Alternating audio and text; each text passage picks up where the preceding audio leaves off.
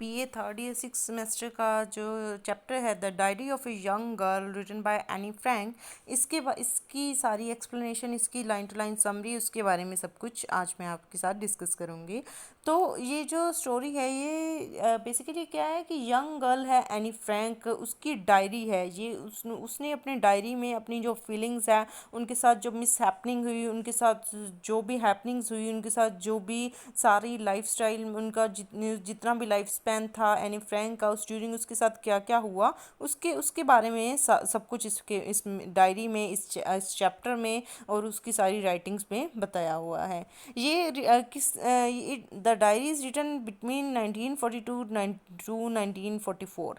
बस 2-3 साल के स्पैन में ही जो भी उसने लिखा एनी फ्रैंक ने, उसकी डायरी से हमें जो कुछ भी पता चलता है वो सब कुछ इस चैप्टर में है। सेटिंग कहाँ है? एम्स्टर्डम एंड हॉलैंड के बीच में है। सबसे पहले पब्लिश किया गया 1947 में, लेकिन इसकी डल लैंग्वेज के कारण ज़्यादातर लोगों ने इसे पसंद नहीं किया, और सेकेंडली इसे पब्लिश किया गया 1952 में। बाद में ये इतनी फेमस हो गई, इतना इसका वर्ड ऑफ माउथ बन गया, इतना ज़्यादा इसको लोगों ने पसंद किया कि अब इसके बारे में ऑलमोस्ट सभी जानते हैं, हर कोई इसके बारे में पढ़ना चाहता है। इसमें क्या है कि इस चैप्टर में, ये डायरी में फर्स्ट पर्सन लिखा गया है, पॉइंट ऑफ व्यू जो है वो फर्स्ट पर्सन की ओर से है। और डायरी जो एनी फ्रैंक को गिफ्ट की गई थी उसके दूसरे बर्थडे पर, शायद उस ड्यूरिंग उसको गिफ्ट की गई थी। ये इसकी जो पहले लैंग्वेज थी वो डच थी, और इसको इंग्लिश में ट्रांसलेट किया गया था सुसेन मुसेट्टी के द्वारा, और ये इंग्लिश के बाद ही इतनी ज़्यादा फेमस हुई। Anne Frank was a teenage Jewish girl whose family lived in Holland where her father was in business. उसके फादर का बहुत अच्छा बिजनेस था और वो हॉलैंड में रहते थे। जूइश गर्ल थी, टीनेजर गर्ल थी, जू फैमिली से बिलोंग मीन्स यहूदी थी। तो वहाँ पर हॉलैंड में इसके फादर का इतना बहुत अच्छा बिजनेस था, वहाँ पर इसका जो पालन पोषण बहुत अच्छे से हो रहा था। When the Germans occupied Holland in the 1940s due to their anti-Jewish policy, the Jews there were arrested. Jewish को पकड़ लिया गया जब जर्मन में एंटी जूश पॉलिसी अपनाई गई कि जूश को बाहर भगा दो, जो यहूदी हैं उनको जर्मनी से बाहर भगा दो। तब उनकी फैमिली की हालत बहुत ही ख़राब हो गई। जब हिटलर आया तो उसने एंटी जूश पॉलिसी को अपनाया और सारे यहूदियों को पकड़ के कॉन्सेंट्रेशन कैंप्स में भेज दिया, उनको अरेस्ट कर लिया, उनको काफ़ी टॉर्चर किया गया, उनके साथ बहुत बुरा बर्ताव किया गया। Any in her diary which she affectionately called kitty recorded her family members troubled experience while they were in hiding. जब उनकी फैमिली छुप रही थी उस टाइम पे क्या क्या उनकी मुसीबतें झेलनी पड़ी वो एनी फ्रैंक और उसकी फैमिली को, तो उसने सब कुछ अपनी ये डायरी, किटी जिसको वो प्यार से किटी कहती थी, उसमें उसने बड़े प्यार से अपनी सारी फीलिंग्स को डिपिक्ट किया है। Her diary's entries vividly portray the miserable life led by the Jews under the Nazi rhyme. Nazi जब आ गए थे, उन्होंने ज्यूज़ को भगा दिया था अपनी ही कंट्री से, अपने ही जगह से जब भगा दिया था, उस टाइम पे कितनी बुरी हालत हो गई थी सारी ज्यूज़ की। एक कम्युनिटी कह लो, एक कास्ट कह लो, ज्यूज़ जो होते हैं। तो उस टाइम पे नाजी आ गए थे, ये भी एक कम्युनिटी थे, नाजीवाद जिसे हम कहते हैं। तो ये जब आ गए थे उस टाइम ज्यूज़ की बहुत ही बुरी हालत हो गई थी। The following extracts are from the diary. ये जो फॉलोइंग एक्सट्रैक्ट मीन्स पार्ट हैं, जो उसके भाग है डायरी में से है एनी फ्रैंक, जो उसने डच लैंग्वेज में लिखा था, और लेटर इसको सुसेन मसूटी ने इसको इंग्लिश में ट्रांसफ़र कर दिया था। तो ये जो मेन करेक्टर्स हैं इस चैप्टर में, मिस्टर वेंडन एनी के फादर के फ्रेंड है, हैरी एनी का फ्रेंड है, मार्गरेट उसकी सिस्टर है, मिस्टर कॉफिस एनी फादर के बिजनेस पार्टनर है, मीप एनी के फादर की बिजनेस पार्टनर है और फैमिली फ्रेंड भी है। हैंक वैन सेंटन मीप की नया हस्बैंड है, पीटर वैन डान का बेटा है, और एली एंड कैरल ये एम्प्लॉय है एनी के फादर के। एनी के फादर जैसे बहुत अच्छे बिजनेसमैन थे, तो उनके जो एम्प्लॉयज़ थे उन्होंने उनकी बहुत हेल्प की। जब वो छुप रहे थे उस टाइम पे उन्होंने काफ़ी जगह पर उनको छुपाने में काफ़ी हेल्प की। उसके फादर का नाम था ओटो फ्रैंक और उनकी मदर का नाम था एडिथ फ्रैंक। ये उनकी सारी फैमिली थी एनी फ्रैंक की। और उसके फादर एक जैम मेकिंग कंपनी में वहाँ डायरेक्टर थे, और काफ़ी अच्छी डच कंपनी थी, इसलिए उनकी फैमिली को इससे पहले कभी किसी तरह की कोई प्रॉब्लम नहीं हुई थी।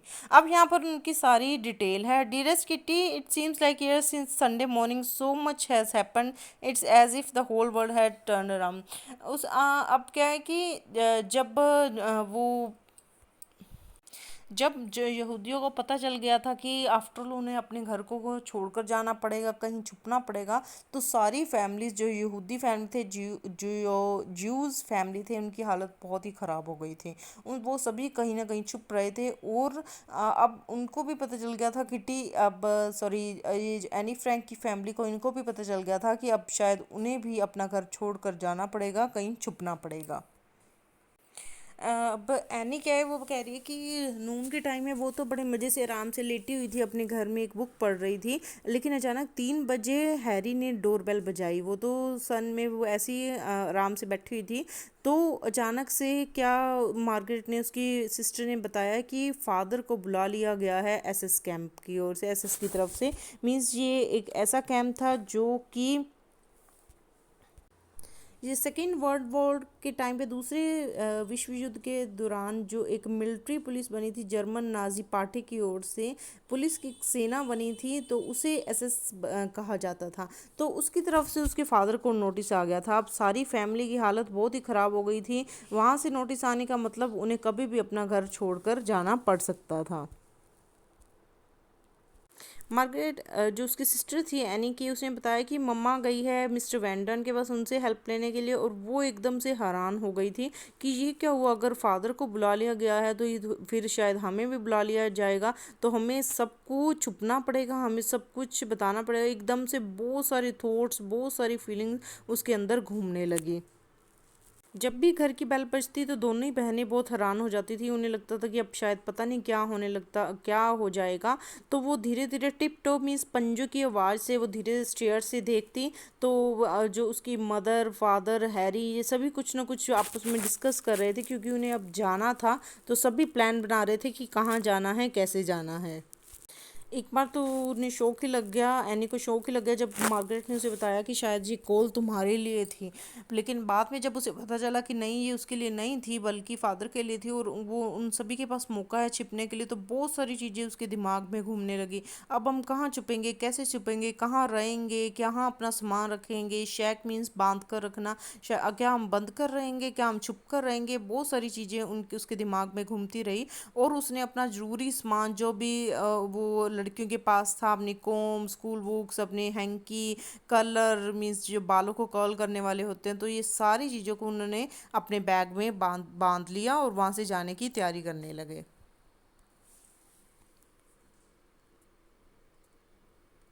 उन्होंने अपना घर एक पर्सन, गोल्ड स्मिथ नाम के एक पर्सन को किराए पर दे दिया था, और वो सारी चीज़ों को पैक करने लगे कि shoes, stockings, books, underwear disappeared into Meeps bag. सब कुछ उन्होंने मीप के बैग में, जैन की पॉकेट्स में, सब बहुत सारा सामान भर लिया और इतना कुछ पहन लिया, एक के ऊपर लेयर्स चढ़ा ली कपड़ों कपड़ों की। और हर कोई इतना वो एग्जॉस्टेड मीन थक गए थे, लेकिन क्योंकि उस टाइम पे सिचुएशन ऐसी नहीं थी, बहुत ख़राब थी, तो उन्हें अपना जो घर है ऐसे ही अस्त व्यस्त ही छोड़कर जाना पड़ा। उन्होंने जो भी उनका सामान पड़ा था वो वैसे का वैसे ही पड़ा था। कैट को भी उन्होंने किसी को संभलवाया और फिर वहाँ से वो निकल गए। तो अभी क्योंकि उन्होंने लेयर्स पे लेयर्स कपड़ों की डाल रखी थी, इतने सारे रेन कोट, स्कर्ट, जैकेट, सब कुछ डाल रखा था। तो लेकिन पता तो था कि बहुत प्रॉब्लम है, बहुत इस तरह से रहने में, इस तरह की लाइफ में बहुत प्रॉब्लम है। लेकिन जो टाइम चल रहा था, जैसी सिचुएशन चल रही थी, किसी के पास ये एक दूसरे से पूछने का ये टाइम नहीं था कि वो कैसे फील कर रहे हैं, क्या उन्हें कोई प्रॉब्लम आ रही है या नहीं आ रही है। तो जो एनी फ्रैंक है वो उसको अपने प्यार से अपनी डायरी को किटी कहती थी। वो कहती कि मुझे पता है तुम्हें कुछ भी समझ में नहीं आ रहा, ये सिर्फ मेरी खुद की फीलिंग्स है, मेरे खुद के विचार हैं, लेकिन फिर भी मैं सब कुछ यहाँ पर लिख रही हूँ, सब कुछ अपनी बातें शेयर कर रही हूँ, इससे मुझे बहुत हल्का फील हो रहा है। जब वो जा रहे थे तो मोथ जी वही एक लिविंग क्रीचर बची थी उनके घर में जिसको वो गुड बाय बोल के जा रहे थे। तो वहाँ पर क्या है कि ऐसे बिखरे हुए बेड, ऐसे ब्रेकफास्ट की चीज़ें टेबल पर, मीट जो है वो कैट का वहीं पड़ा हुआ है। तो ये सारी चीज़ों को, ये सारी चीज़ें, ये सारे इंप्रेशंस यही बताते हैं कि उन्होंने बहुत जल्दबाजी में अपना घर छोड़ा था।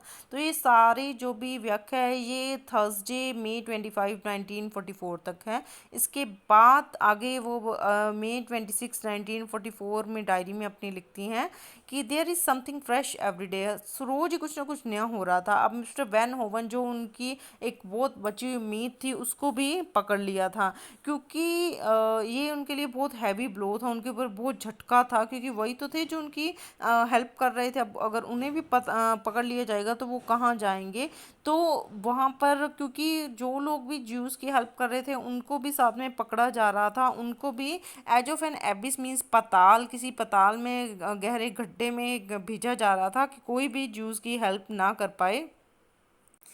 अब फिर से उसके अंदर थॉट्स चलने लगे कि क्या उन्हें कॉन्सेंट्रेशन कैंप्स में जाना पड़ेगा, जेल में जाना पड़ेगा, ऐसे गंदे लोगों के बीच में रहना पड़ेगा। एकदम से हमारी लाइफ अपसाइड डाउन हो गई है, एकदम से मुझे लोनली अकेले सेल में रहना पड़ेगा। जब तक कि आप नाजी नहीं हो तब तक आपको हमेशा डर बना हुआ है, आप कभी भी ऐसी सिचुएशन में फंस सकते हो जहाँ पे आपको इस तरह के कैंप्स में रहना पड़ेगा। Mister Van Hoeven is a great loss to us too. वो कहते हैं मिस्टर वैन होवन जब गए तो ये हमारे लिए बहुत बड़ा लॉस था, ऐसे लग रहा था कि जैसे हमारी लाइफ ही ख़त्म हो जाएगी। लज मीन्स भारी वस्तु को खींचना। तो Eli can't possibly lug such huge amount of potatoes all the way here, nor should she should do so, our only choice is to eat fewer of them. ये हम ज़्यादातर सामान को अपने साथ में नहीं खींच सकते थे, इसलिए जो कुछ भी थोड़ा बहुत था वही हमें खाकर गुजारा करना पड़ा। थोड़ी बहुत सी सेरेल्स, थोड़े बहुत लंच, जो ब्रेड है उसको ब्रंच लंच में, और जो फ्राइड पोटैटोज है उसको डिनर में, लेटिस जो वेजिटेबल है, जो पालक है उसको कभी कभी। तो वो ये चीज़ जो है उन्हें लाइफ में बहुत सीखनी पड़े कि जो जैसे है उसी के बीच में गुजारा कैसे करना है। तो ये इस तरह की बहुत मिजरेबल लाइफ उन्हें लीड करनी पड़ी। अब आगे नेक्स्ट में नेक्स्ट स्टोरी है